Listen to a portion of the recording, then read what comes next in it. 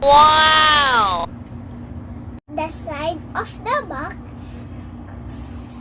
it says iPhone. The back, there is a few details about the phone.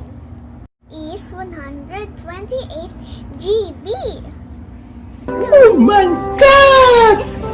Wow! Okay, we just pull it up. So convenient. Don't have to use scissors. Open this up. Then it's easily to pop out. It says here,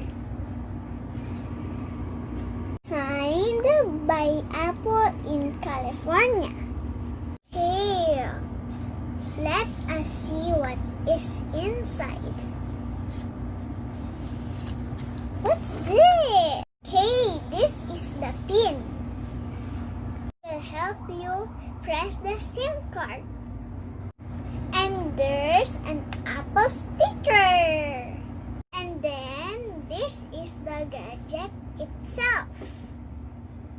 iPhone SE.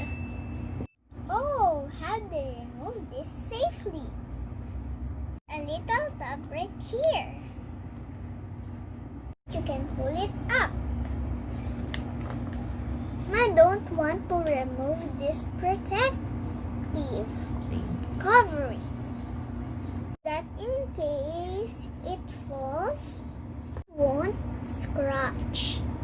And here at the back, it is color black. You can see. It's so nice. Okay, let me put it on the side. A charger here and the earphone.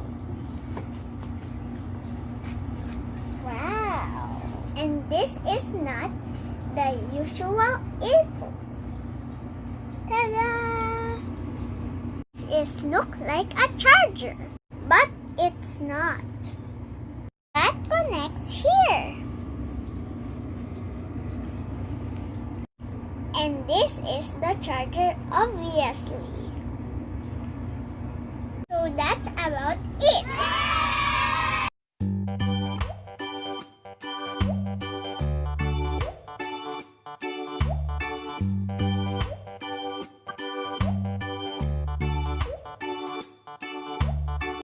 Don't forget